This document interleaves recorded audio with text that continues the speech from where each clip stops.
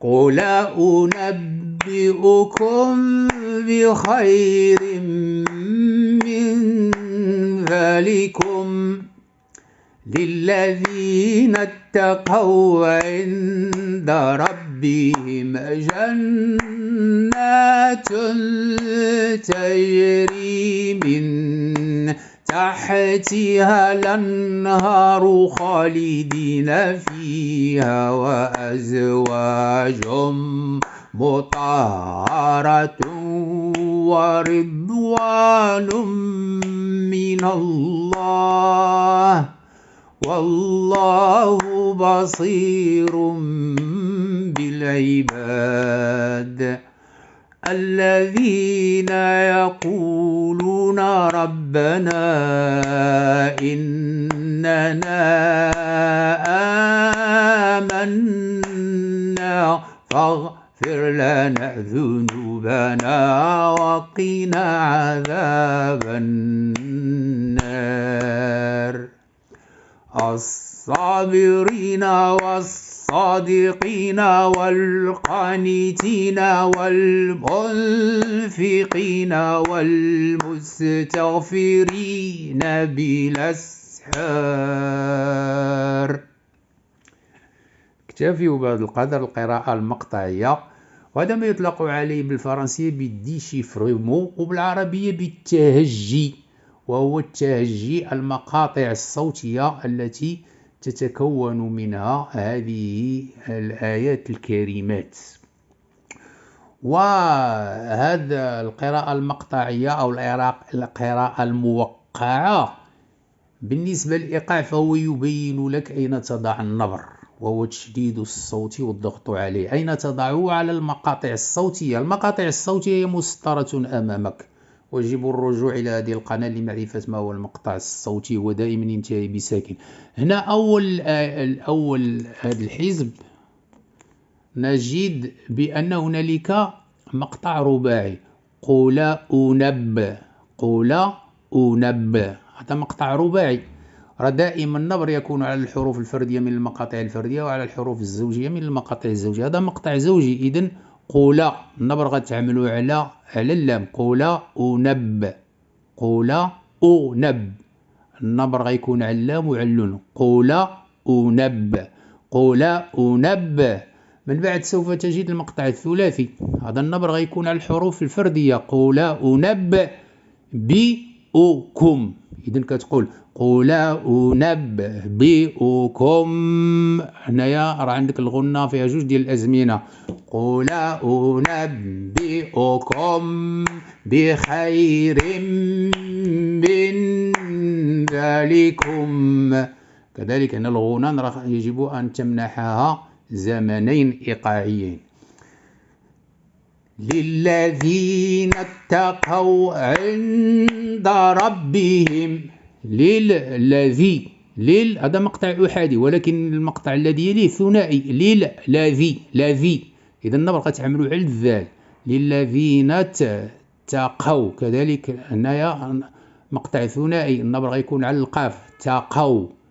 عين ضرب، عين ضرب، النمر على الراء، رب بهم والنمر على الها. للذين اتقوا عند ربهم جنات تجري من تحتها الأنهار. هنا المقطع الأحادي راه عنده مكان واحد، ولكن هنايا سوف تجد المقطع الثلاثي، تهالا، بالنسبة للرواية ديال واش تهالا، هذا مقطع ثلاثي، النبر غيكون على التاء وعلى اللام. لنها رخاء، النبر على الخاء. لدي، النبر على الدال. نفي، النبر على الفاء. ها وأزواج مطهرة، النبر على الطاء. وأزواج مطهرة. هنا هذا مقطع ثلاثي، النبر غيكون على الها وعلى التاء. كتقول جنات للذين اتقوا عندنا جنات تجري تحتها الأنهار. منين بلاصة هنايا ربهم جنات، جنات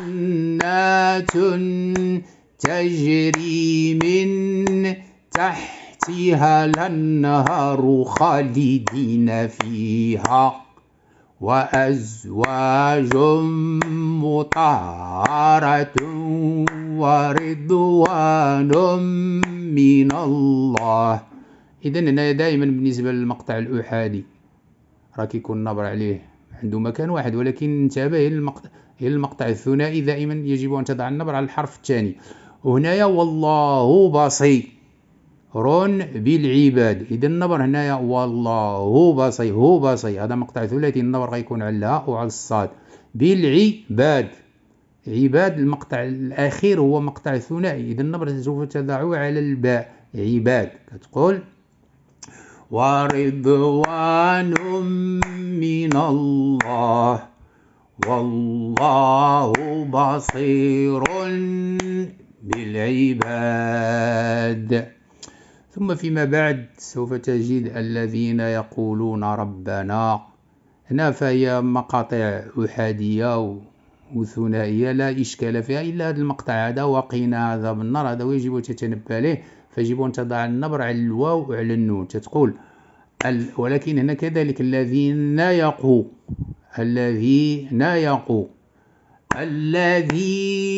يقولون ربنا إننا آمنا فاغفر لنا ذنوبنا وقنا عذاب النار. إذن فيما بعد راه تلقاو واحد المجموعة ديال المقاطع أحادية وثنائية، فهذه القراءة ديالها سهلة. كتقول الصابرين والصادقين والقانتين والمنفقين والمستغفرين بالأسحار. جات الحق هنا مستغفرين نابلس، هنا مقطع ثلاثي، المستغفرين بالأسحار. ونكتفي بهذا القدر، ويكفي للطالب أن يضبط آية واحدة بهذه القراءة، قراءة التهجي، فإذا استطاع أن يتقن القراءة لآية واحدة تهجيا أو تهجيا، فإن ذلك سوف يفتح له الباب إن شاء الله الرحمن الرحيم لقراءة القرآن بطريقة صحيحة، وسوف يفتح له إن شاء الله الباب لحفظ القرآن كذلك بطريقة سريعة. السلام عليكم ورحمة الله.